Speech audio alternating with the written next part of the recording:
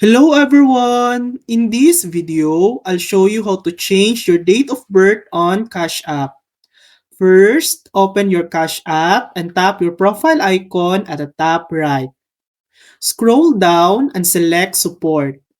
In the search bar, type Personal Information or Edit Personal Information. You'll see some options, but there's no direct way to change your date of birth through the app. To request a change, you need to contact Cash App support. Use the chat option and explain that you need to update your date of birth.